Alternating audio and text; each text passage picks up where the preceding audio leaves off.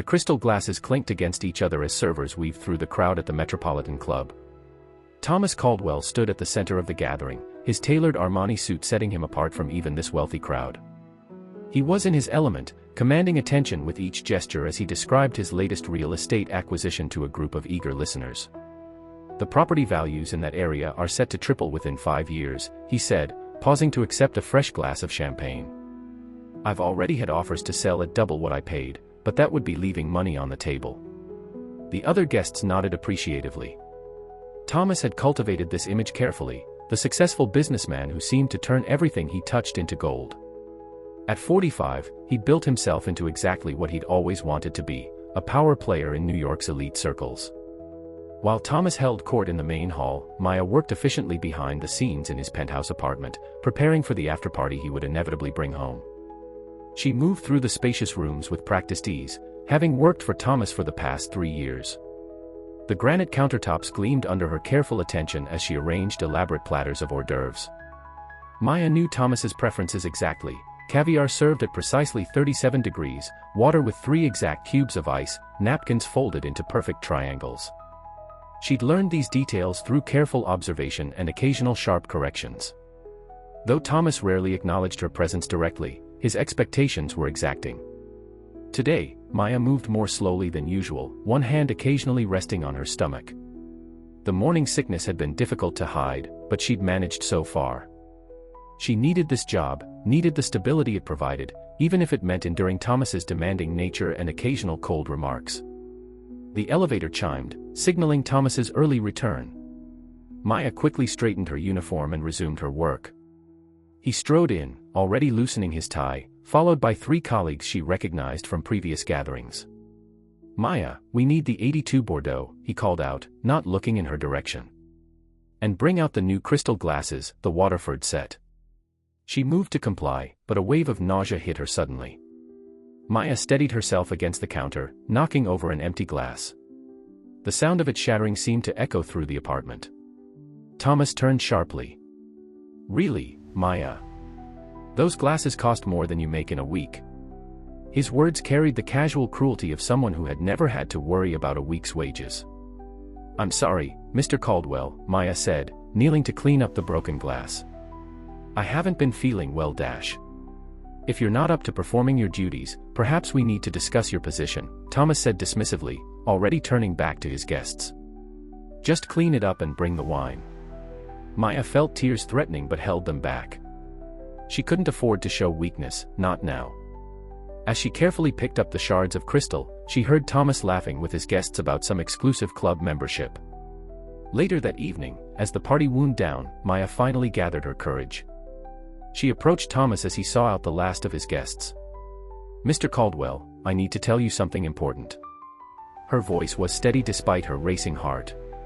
Thomas checked his phone, barely glancing up. "Can it wait? I have an early meeting tomorrow." "Sir, I'm pregnant." For a moment, Thomas's fingers stopped moving on his phone screen. He looked at her properly for the first time that evening, his expression unreadable. Then he simply said, "I trust this won't affect your work schedule. The charity gala is next week, and I need everything to be perfect." Maya stood there, stunned by his complete lack of human concern. She'd worked in his home for years, kept his life running smoothly, and this was all the response her news warranted. "No, sir," she managed to say. "It won't affect my work." "Good," Thomas replied, already returning to his phone. "Don't forget to lock up when you leave." The argument erupted 3 days after Maya's revelation. Thomas had just returned from a board meeting, irritated by a minor setback in one of his developments. He found Maya reorganizing his wine cellar, something he hadn't authorized. "What do you think you're doing?" His voice carried that sharp edge that always appeared when things weren't exactly as he wanted them. The wine merchant suggested a different organization system for optimal aging, Maya explained, her hands protectively cradling her midsection. "I thought it would help maintain the collection's value." "You thought?" Thomas sneered. "I don't pay you to think. I pay you to follow instructions." He surveyed the partially reorganized cellar with growing anger. "Put everything back. Now." Maya stood her ground, something she'd never done before. Mr. Caldwell, I've been managing your household for years. I know what I'm doing. And now you're pregnant and making decisions about my $100,000 wine collection." He stepped closer, his voice lowering dangerously. "Perhaps the hormones are affecting your judgment." "The pregnancy has nothing to do with this," Maya shot back, her voice trembling but determined. "I've always tried to improve things here, make your life better. But you never see it. You never see me." "See you?" Thomas laughed coldly. "You're my housekeeper, Maya. Not my friend, not my family. An employee who's becoming increasingly problematic. Is that all I am after 3 years? Just another servant to be discarded?" Maya's eyes filled with tears. I thought you might actually care, might want to help with the baby dash." "The baby." Thomas cut her off. "Your personal decisions are not my concern. If you can't maintain professional boundaries, perhaps it's time to review your employment." Maya stared at him, really seeing him for the first time. "You're right. It is time." She removed her house keys from her pocket and placed them on the wine rack. "I quit." That was the last time Thomas saw her. The next morning, when Maya didn't arrive at her usual time, Thomas merely called an agency for a temporary replacement. When the temporary worker asked about instructions or routines, he waved off the questions. "Just keep everything clean and organized. That's all that matters." Days passed. Thomas hosted 3 dinner parties, attended 2 charity galas, and closed a major real estate deal. If he noticed Maya's absence, it didn't show. The temporary worker became permanent, and life continued in its luxurious routine. A week later, Thomas's phone rang during a business lunch. He recognized the number as belonging to James Porter, a fellow real estate developer who lived in his building. "Thomas, have you heard anything from Maya?" James's voice carried an unusual note of concern. "Maya? No, she quit last week." "Why?" Thomas signaled for another glass of wine. "Quit? That doesn't sound like her. Her apartment's been empty, and no one's seen her. The police were asking questions in the building yesterday." Thomas frowned, more annoyed at the disruption than concerned. "I'm sure she's fine, James. Probably found another position and forgot to give notice. You know how these things go." "These things?" "Thomas, she worked for you for years. She's pregnant and missing. Doesn't that worry you at all?" "Look, James," Thomas said, checking his watch, "I appreciate your concern, but Maya's choices are her business. I have a meeting to get to." He ended the call and turned back to his lunch companion, smoothly transitioning into a discussion about property values in emerging neighborhoods. If any guilt tried to surface, he drowned it in expensive wine and the comfortable certainty that people like Maya came and went in life, they weren't meant to leave lasting impressions. That evening, as Thomas rode the elevator to his penthouse, he caught a glimpse of himself in the mirrored walls. For a moment, he thought he saw something unfamiliar in his reflection, a hardness around his eyes, a certain emptiness. But then the doors opened to his immaculate apartment, and any uncomfortable thoughts disappeared into the familiar comfort of his carefully curated world. The new housekeeper had arranged everything perfectly, though perhaps not exactly as Maya would have. Thomas pushed the thought away and poured himself a drink. Success required focus, he reminded himself. Personal attachments only complicated things. When the police eventually came to question him, Thomas provided brief, professional answers. Yes, she had worked for him. No, she'd quit without notice. No, he had no idea where she might have gone. The detective's disapproving look bounced off him like light off his perfectly polished shoes. 5 years passed like currency flowing through Thomas's hands. His wealth had doubled, his influence expanded, but lately, something felt hollow about his achievements. His PR team suggested increasing his charitable visibility. "It's all about social responsibility these days," they said. That's how Thomas found himself at Hope Harbor, one of New York's largest homeless shelters, on a crisp autumn morning.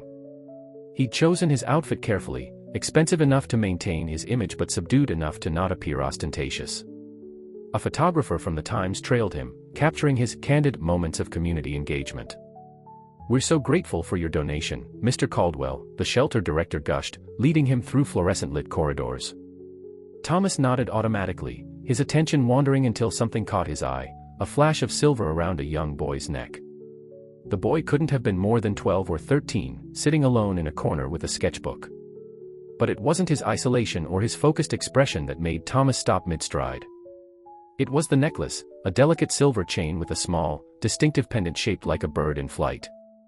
Thomas felt the world tilt slightly. He'd bought that necklace years ago, not out of any particular sentiment, but because Maya had admired it in a shop window during one of his shopping trips. He tossed it to her casually, like throwing scraps to a dog, and she treasured it as if it were diamonds. "Who's that boy?" Thomas asked, interrupting the director's monologue about funding needs. "Oh, that's Jamal. He's been with us on and off for about 3 years. Talented artist, but very guarded. Had a rough time in the foster system." Thomas moved closer, drawn by an invisible thread of memory and guilt. The boy, Jamal, looked up briefly, his dark eyes meeting Thomas's with a mixture of wariness and defiance. In that moment, Thomas saw something familiar in his features, an echo of someone he'd tried to forget. "The necklace," Thomas said, his voice unusually uncertain. "Where did he get it?" The director shrugged. "Most of our kids come with very few possessions. Personal items like that, they tend to be all they have left of their families." Jamal had noticed their attention. He closed his sketchbook deliberately and tucked it under his arm, the silver bird catching the harsh fluorescent light as he stood.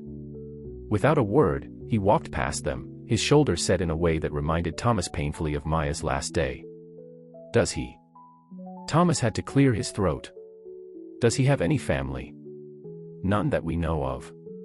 There were some rumors about his mother, but nothing concrete. These cases are more common than you'd think, Mr. Caldwell. People disappear all the time in this city, especially when they're desperate." The words hit Thomas like physical blows. People disappear. Like Maya disappeared. He watched Jamal retreat down the corridor, the bird pendant swinging gently with each step. Over the next few days, Thomas found himself thinking about Jamal at odd moments. During board meetings, at dinner parties, in the quiet hours of the morning when his penthouse felt too large and too empty. He thought about Maya too, for the first time in years, really thought about her, not just as a function in his life, but as a person who had existed, who had carried a child, who had vanished. He sent his assistant to gather information about Jamal, learning that the boy spent most of his time in the shelter's small library, drawing. That he rarely spoke to anyone. That he clutched that silver necklace whenever he felt threatened or nervous.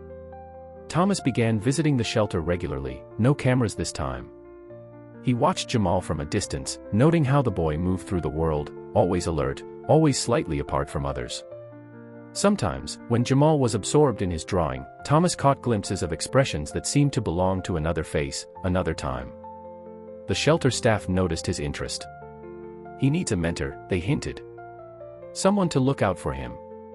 But Thomas kept his distance, acutely aware that he had no right to insert himself into this boy's life, not after what he'd done, or failed to do, for Maya. Yet he couldn't stay away entirely. The silver bird had become a beacon, drawing him back again and again, forcing him to confront the person he'd been and the consequences of his indifference. The decision to investigate Maya's disappearance came after a sleepless night filled with memories he could no longer suppress. Thomas started at the shelter, asking careful questions about Jamal's background. The staff could only provide fragments. He'd entered the system as a toddler, bounced between foster homes, and eventually found relative stability at Hope Harbor. Thomas hired a private investigator but also began doing his own legwork, something that would have been unthinkable in his previous life. His first stop was Maya's old neighborhood in the Bronx, a world away from his penthouse. The buildings were worn, but there was a vibrancy in the community that made his own sterile world seem hollow in comparison. At a small Caribbean restaurant Maya had once mentioned, Thomas met Gloria, an elderly woman who recognized Maya's name immediately. Her face darkened when Thomas introduced himself. "So now you want to know about Maya?" Gloria's voice carried years of accumulated judgment. 5 years too late, aren't you?" Thomas absorbed the criticism, no longer able to deflect it with his usual arrogance. "I know I failed her. I'm trying to understand what happened." Gloria studied him over her coffee cup. "Maya was more than just your housekeeper, Mr. Caldwell. She was a person with dreams, with struggles you never bothered to see. She used to come here after work, talk about her plans for night school, about making a better life. Did she ever mention where she might go? If she was in trouble? Trouble? Gloria laughed bitterly. Being a pregnant black woman without support in this city is trouble enough. But Maya had other worries too. She started coming to the women's support group at the community center. Maybe you should start there. Thomas noted the address Gloria provided. Before leaving, he asked about the silver necklace with the bird pendant. That was her mother's, Gloria revealed. Only thing she had left of her family. Maya said someone bought her one just like it once, but she lost it. She fixed Thomas with a knowing look. Funny how some things find their way back. At the community center, Thomas felt increasingly out of place in his expensive suit. The building was well maintained but clearly operating on a tight budget. Pictures of community events covered the walls, celebrations, protests, graduations. Lives being lived fully despite circumstances he'd never had to consider. A woman named Patricia ran the support group. She remembered Maya clearly. She came to us around the time she found out she was pregnant, Patricia explained. She was scared, confused. Said her employer acted like she was suddenly damaged goods. Thomas flinched at the description of himself. Did she say anything about why she left? Patricia's expression hardened. You really don't get it, do you? Maya didn't just leave. She was running from something, or someone. She came to our last meeting terrified, saying she'd overheard something at your house during one of your fancy parties. Something that made her fear for her baby's life. This revelation hit Thomas like a physical blow. He remembered the party she meant, a gathering of investors, some with questionable connections. He'd been so focused on closing deals that he'd ignored the hushed conversations in corners, the nervous glances from the staff. What did she overhear? She never told us specifics. Just that she needed to disappear. We helped her leave town, get somewhere safe. That's what we do here, protect women when no one else will. Thomas looked around the room, really seeing it for the first time, the worn chairs, the motivational posters, the sign-up sheets for childcare and job training. This was where Maya had found the support he should have provided. The boy at Hope Harbor, Thomas said slowly. Jamal. He's wearing her necklace. Patricia's expression softened slightly. Maya had to make impossible choices. Sometimes keeping a child safe means letting them go. But that necklace, she always said it would help her find her way back someday. Thomas left the community center with more questions than answers, but also with a growing understanding of the world he'd ignored for so long. The world where Maya had lived, where Jamal now lived, where people faced choices he couldn't imagine from his privileged position. Thomas returned to the community center the following week, this time for a support group meeting. He sat in the back, his expensive clothes now replaced with modest attire. The women gathered in a circle, sharing stories that shattered his previously narrow worldview. I lost my job when my morning sickness got too bad, one woman explained, her voice trembling. My boss said I was unreliable. 3 years of perfect attendance meant nothing. Other women nodded in understanding, and Thomas thought of how he dismissed Maya's illness that day in his kitchen. A young mother spoke next, describing how she worked 3 jobs to keep her apartment. The landlord keeps raising the rent, knowing I can't afford to move. My daughter hasn't seen me awake in days. Her words hung heavy in the air, and Thomas remembered all the times he'd casually mentioned raising rents on his properties, never considering the human cost. The stories continued, each one cutting through Thomas's carefully constructed worldview.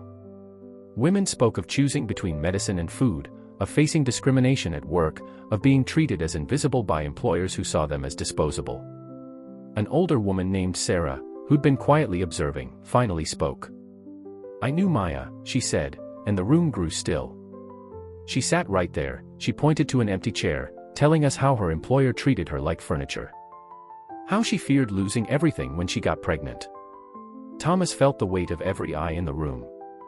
Sarah continued, her voice gaining strength. She talked about you, Mr. Caldwell. Yes, we know who you are. How you'd walk past her like she was invisible, even after years of her managing your life. How you acted when she told you about the baby. The shame rose in Thomas's throat like bile. He wanted to defend himself, explain that he'd been different then, but the words died on his lips. You want to know what happened to Maya? Sarah's eyes bore into him. Look around this room. Every woman here is Maya. Every one of us has faced what she faced, the impossible choices, the fear, the isolation. The only difference is Maya heard something that made her run. A younger woman spoke up, Our infant sleeping in her arms. I worked in corporate homes like yours. The things you rich folks discuss, thinking we're not listening or don't understand. Sometimes we hear things we shouldn't, and then we become liabilities. Thomas remembered his parties, the business deals discussed openly because the staff were considered invisible. What had Maya heard that terrified her enough to abandon everything? But Maya was smart, Sarah continued. She knew she needed to protect her child. Sometimes survival means disappearing, means making choices that break your heart. The group facilitator, noting Thomas's distress, steered the conversation toward solutions. Women discussed creating support networks, sharing childcare, pooling resources. They talked about fighting for better wages, affordable housing, healthcare access, all issues Thomas had previously dismissed as someone else's problem. One woman described losing her daughter to the foster system, her voice breaking. The system's not built for us to succeed. They call it welfare, but they make you jump through impossible hoops. One missed appointment because you can't afford the bus fare, and they label you negligent. Thomas thought of Jamal, alone at the shelter, clutching Maya's necklace. How many other children were separated from mothers who loved them but couldn't fight an entire system designed to work against them? As the meeting ended, Sarah approached Thomas. Maya was more than just your housekeeper's story. She represented every woman here, trying to survive, to protect their children, to maintain dignity in a world that denies them basic humanity. If you want to make amends, start by really seeing us. Thomas started spending afternoons at Hope Harbor, initially just sitting in the common area with a laptop, pretending to work while observing Jamal from a distance. The boy's artistic talent was evident, his sketchbook rarely left his hands, pencil moving constantly across pages filled with detailed cityscapes and haunting portraits. After 2 weeks of this careful distance, Thomas finally approached Jamal's usual corner. Those are impressive drawings, he said, keeping his voice neutral, non-threatening. Jamal didn't look up. You've been watching me. The other kids think you're a cop. The directness startled Thomas. No, not a cop. Just someone who recognizes talent when he sees it. Right. Jamal's tone carried the weariness of someone who'd heard too many adult promises. That's why you keep staring at my necklace. Thomas hadn't realized he'd been so obvious. It's unique. The bird in flight, it reminds me of something. It was my mom's. Jamal's hand instinctively went to the pendant. Or that's what they told me at the group home. Only thing I have of her. Thomas pulled over a chair, maintaining careful distance. Do you like art museums? There's an exhibition at the Met that might interest you. Can't afford it. I could take you. With proper permission from the shelter, of course. Jamal finally looked up, his dark eyes analytical. Why? The question was loaded with years of distrust. Thomas considered his words carefully. Because talent deserves nurturing. And because maybe we both need something we've lost. The first visit to the Met was awkward. Jamal maintained physical distance but couldn't hide his fascination with the artwork. He carried his sketchbook, making quick studies of paintings that caught his eye. Thomas noticed he was particularly drawn to the Renaissance portraits. They tell stories, Jamal explained reluctantly when Thomas asked. Not just what the people look like, but who they were. Their eyes, their hands, everything means something. What story would your portrait tell? Thomas asked. Jamal's expression darkened. Nothing worth painting. Over the next few weeks, their meetings became regular. Thomas arranged art supplies to be delivered to the shelter, quality sketchbooks, professional pencils, proper drawing papers. Jamal accepted them with a mixture of suspicion and carefully hidden gratitude. During one of their museum visits, Jamal suddenly asked, "What happened to your family?" "I have family," Thomas replied. "Just not close family." "Yeah." Jamal nodded. Sometimes having family isn't the same as having people who care. The comment hit Thomas hard. He thought of all the business associates he called friends, the superficial relationships he'd cultivated. You're right. I'm learning that now. Is that why you're here? Looking for someone to care about? The question's directness was characteristic of Jamal. Maybe I'm trying to make up for times I should have cared but didn't. Jamal studied him with those penetrating eyes. My mom must have cared. She left me the necklace. But sometimes I dream about her, and I can't see her face clearly. Just the feeling of being safe. Thomas felt his throat tighten. Sometimes people make hard choices to keep others safe. That's what Miss Patricia at the center says. She tells me my mom was brave. Jamal's fingers wrapped around the silver bird. I want to believe her. The lead came from Gloria at the Caribbean restaurant. Maya kept a journal she mentioned during one of Thomas's follow-up visits. She lived in that old building on Webster Avenue. Her stuff might still be there, landlord was too lazy to clear out abandoned units. The building was a far cry from Thomas's luxury developments. Paint peeled from the walls, and the elevator had an out-of-order sign that looked permanent. He found Maya's old apartment on the 4th floor, negotiating with the superintendent who recognized the name. Yeah, Maya Johnson. Quiet tenant, always paid on time until she disappeared. Her stuff still in there, been meaning to clear it out. The super's memory was jogged by $100 bill. The apartment was small, a studio with a kitchenette. 5 years of dust covered everything, but signs of Maya's life remained frozen in time. A half-empty cup of tea on the counter, mail scattered on the table, clothes still hanging in the closet. Thomas felt like an intruder in this preserved moment of her life. The diary was hidden behind a loose baseboard, wrapped carefully in plastic. Thomas sat on the floor, his expensive suit gathering dust, and began to read. Started working for Mr. Caldwell today, the first entry read. He barely looked at me during the interview, just listed his requirements like he was ordering dinner. But the pay is good, and I need to save for nursing school. Thomas winced at his past self, continuing through the pages. Maya's writing was clear, detailed, recording daily life with surprising insight. Mr. Caldwell had another party today. They don't see us, the help. We're like ghosts moving through their world. Sometimes I wonder if I disappeared, would he even notice? But then he does these unexpected things, like the necklace. For a moment, I thought he saw me as a person. The entries became more personal as time passed. Found out I'm pregnant today. Terrified. This wasn't the plan. How can I go to nursing school now? Called mom's old number again, knowing it's disconnected. Sometimes I just need to pretend she can still answer. Thomas read about her hopes, her fears, the growing life inside her. Then the entries took a darker turn. Overheard something at the party tonight. Mr. Stevens was talking to someone in the study, thought no one was around. They mentioned cleaning up loose ends and witnesses. The way they looked at me when I brought in their drinks. I've never felt so afraid. Stevens. Thomas remembered him, a business associate involved in some of his more questionable deals. The man had disappeared himself shortly after Maya, reportedly moving to Europe. The final entries were rushed, frightened. They know I heard them. Can't stay here. Can't risk the baby. Mr. Caldwell won't help, he never really sees us anyway. Found a women's shelter that can help me leave town. Have to give up everything, even my dreams of nursing school. But the baby comes first.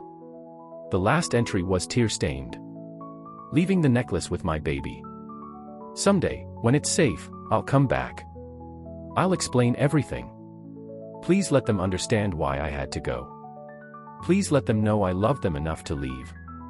Thomas sat in the dusty apartment until darkness fell, holding the physical weight of Maya's thoughts, her fears, her sacrifice. The diary revealed not just what had happened, but who Maya really was, her dreams, her intelligence, her strength in facing impossible choices.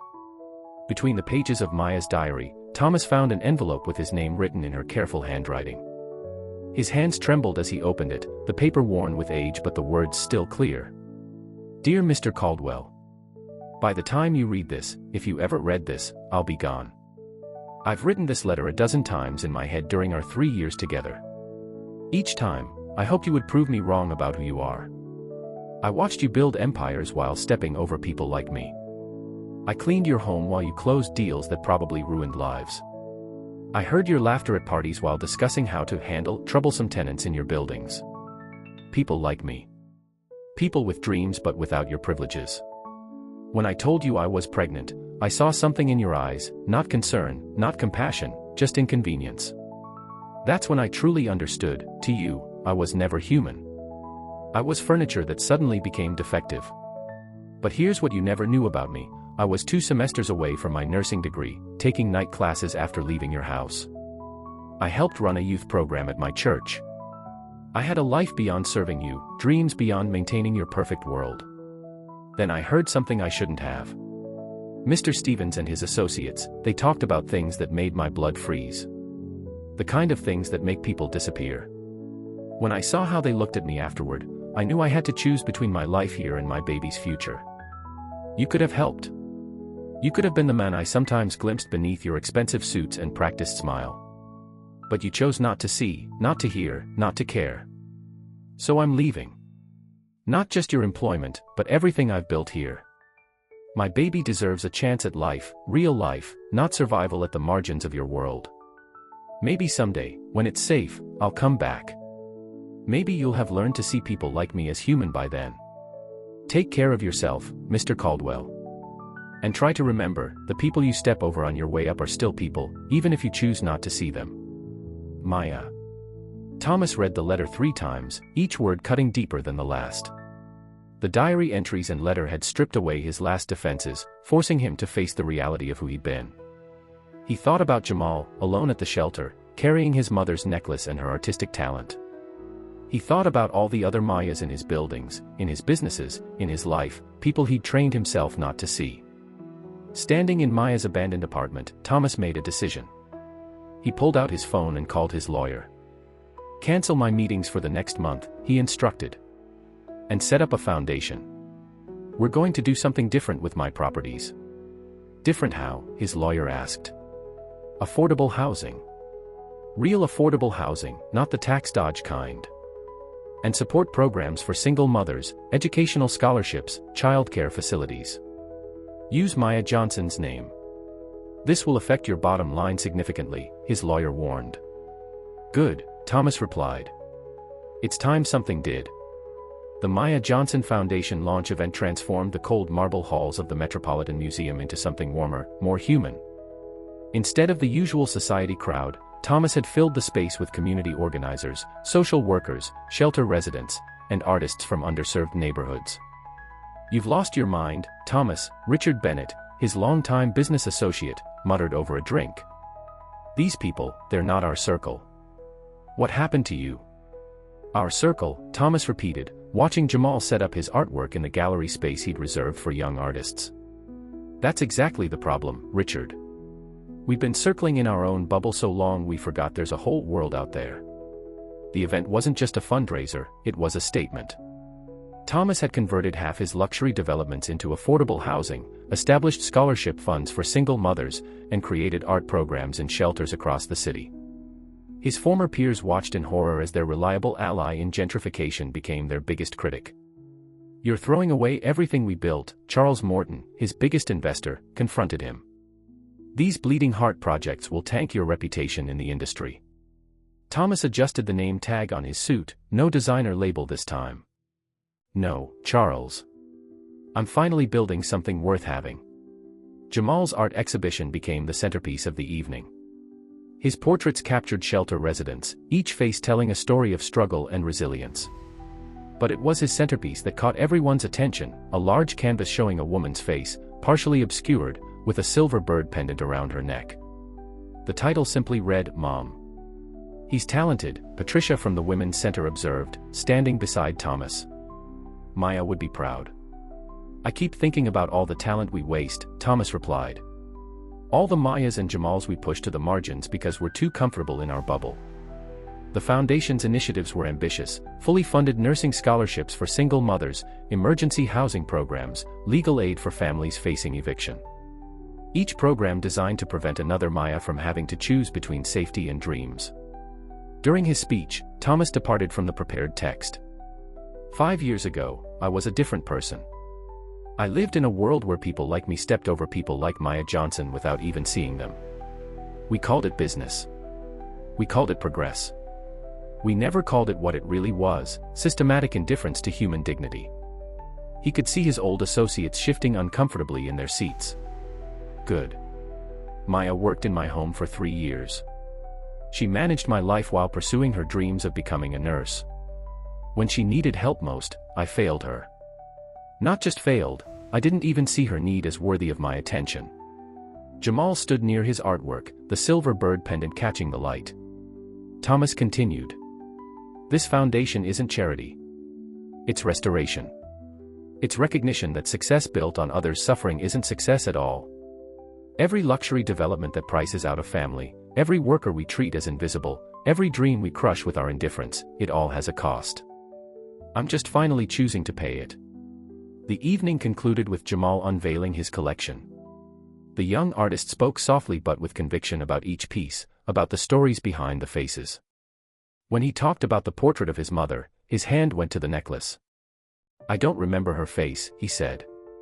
But I remember feeling safe. This is how I imagine she looked, watching over me. The call came at midnight, from a blocked number. Thomas almost ignored it, but something made him answer. Mr. Caldwell. The voice was female, hesitant. I saw the news about your foundation. About what you're doing with your properties. Thomas sat up in his bed. Who is this? I worked with Maya Johnson. In Buffalo. She's been following your story. The foundation, the changes you're making. She wants to know if it's real. Thomas's heart hammered in his chest. It's real. All of it. Is Maya? She's alive, the woman confirmed. She's been working as a nurse here. She never stopped watching over Jamal, through friends, through the shelter staff. She had to know he was safe. The revelation struck Thomas like a physical blow. Maya had been watching, all this time, making sure her son was protected while she stayed hidden. The truth emerged in pieces over the next few days. Maya had fled after overhearing Stevens discussing illegal real estate schemes, properties being used for money laundering, witnesses being handled. She'd left Jamal at Hope Harbor because she knew they'd look for a mother with a child, not a lone woman starting over. Through careful arrangements, Thomas finally met Maya in a small diner in Buffalo.